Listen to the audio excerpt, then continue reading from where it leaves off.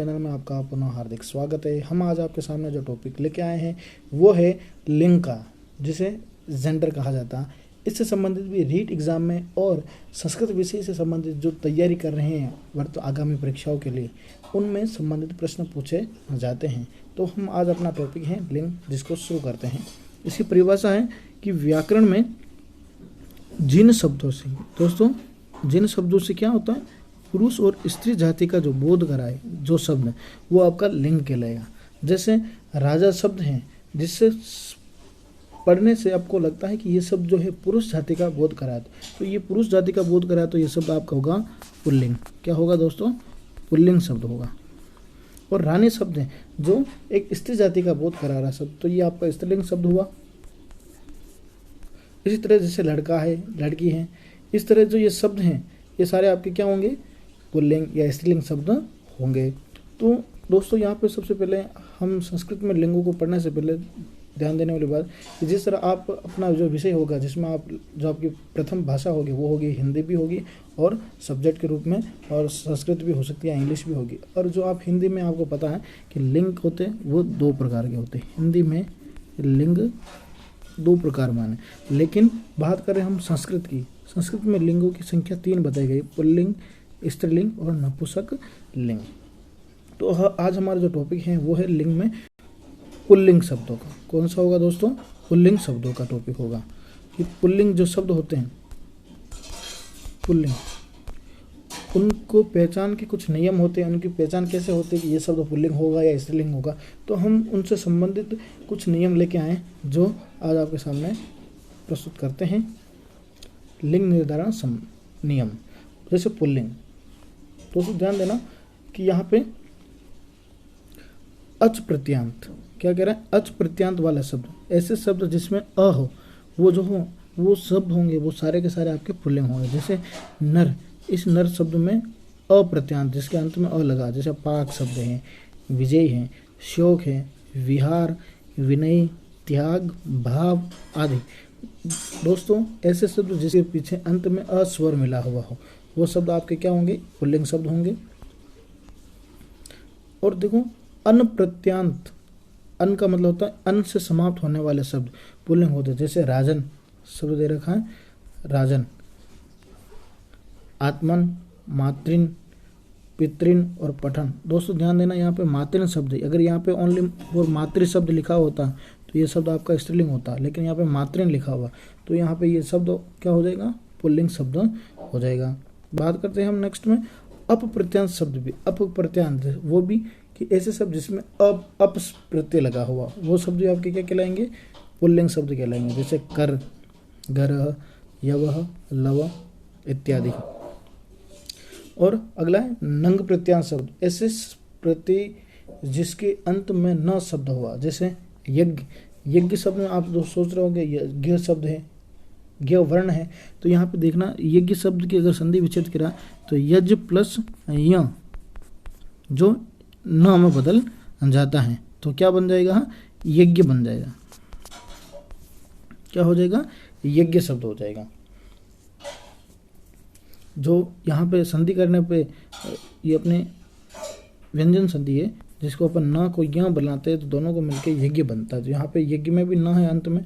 विषण, प्रश्न, यत्न, जिन शब्दों के अंत में न हो वो शब्द आपके क्या कहलाएंगे? पुल्लिंग शब्द कहलाएंगे। बात करते हैं हम नेक्स्ट की प्रत्यांत शब्द। की प्रत्यांत का मतलब यहाँ पे की, क की इस संज्ञा होकर ई शेष रहता है आपका। इस ई शेष का मतलब कि ऐसे शब्द जिसमें ई हो, छोटी ही, जैसे संधि, विधि, निधि, व्याधि, प्रधि, ऐसे शब्द जो होंगे जिसके अंत में ई हो, वो शब्द आपके क्या कहलाएंगे?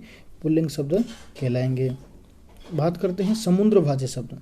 ऐसे शब्द जो समुद्र का बोध कराते हो, जैसे समुद्र, सिंधु, सागर, अवधि।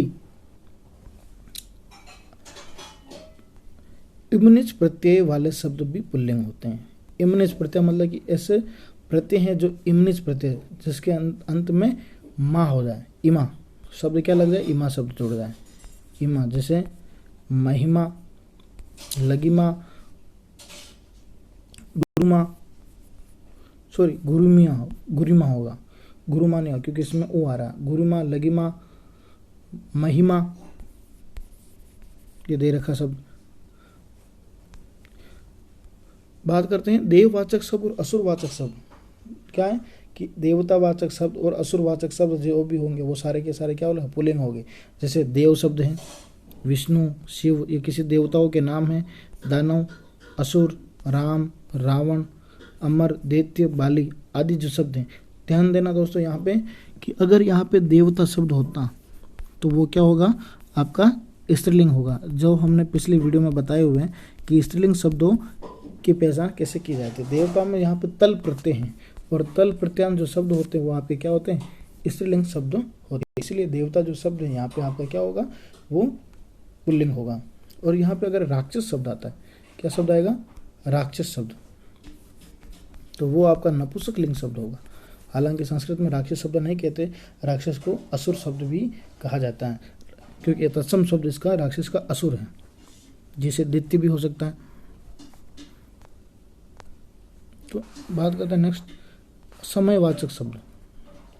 समयवाचक जो समय का बोध कराए वो आपके जो शब्द होंगे वो पुल्लिंग होंगे। जैसे दिवस, काल, पक्ष, मास, वर्ष और समय। लेकिन यहाँ पे अगर अहन दे रखा है, क्या दे रखा, अहन शब्द, ये अहन जो शब्द हैं दोस्तों वो आपका होगा नपुंसकलिंग शब्द होगा। यहाँ पे जो आपका अहन जो शब्द हैं वो क्या होगा, नपुंसकलिंग शब्द होगा। जैसे काल, पक्ष, मास, वर्ष, समय, ये जितने भी समय, जैसे आपके एग्जाम में प्रश्न दे रखा है कि दिवस शब्द ये पुल्लिंग है, स्त्रीलिंग है, नपुंसकलिंग, 4 ऑप्शन दे रखे होंगे आपको, पुल्लिंग, स्त्रीलिंग, नपुंसकलिंग। तो यहाँ पे आपको ये ध्यान देना है कि समयवाचक जो शब्द होते हैं वो आपके क्या होते हैं, पुल्लिंग शब्द होते हैं। बात करते हैं नेक्स्ट में पर्वतवाची शब्द। जो पर्वतवाची शब्द का मतलब कि जो शब्द है संस्कृत में, जैसे पर्वत को गिरि भी कहा जाता है, शैल भी कहा जाता है, आद्रि, पर्वत आदि, अर्थात पर्वत के जितने भी पर्यायवाचक शब्द हैं वो सारे के सारे आपके पुल्लिंग कहलाएंगे। जैसे यहाँ पे गिरि, शैल, आद्रि, ठीक है। यज्ञवाचक शब्द, यज्ञवाचक शब्द जो भी हैं वो भी क्या कहलाएंगे, आपके पुल्लिंग से। जैसे अध्वर, क्रतु, मक, रोहित, होता, जो ऋग्वेद को चलाने वाला होता है उसे होता कहा जाता है। बात करते हैं नेक्स्ट में मासवाचक शब्द।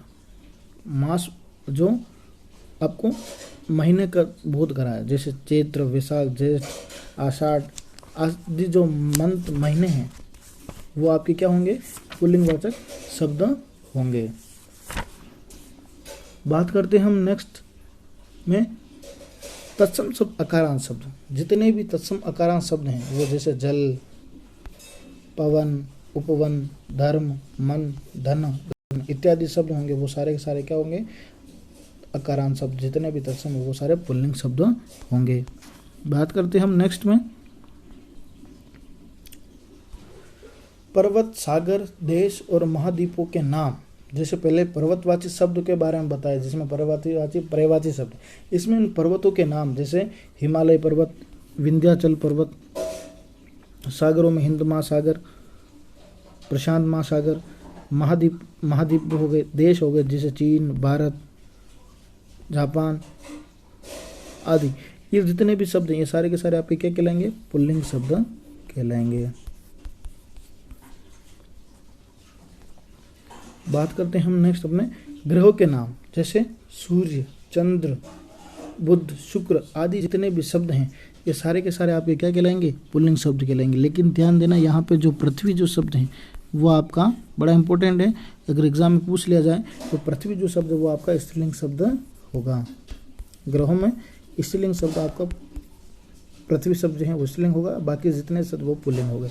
दोस्तों हमारा वीडियो अच्छा लगा तो लाइक एंड शेयर करें और कमेंट के द्वारा बताएं कि हमारा प्रयास आपको कैसा लगा।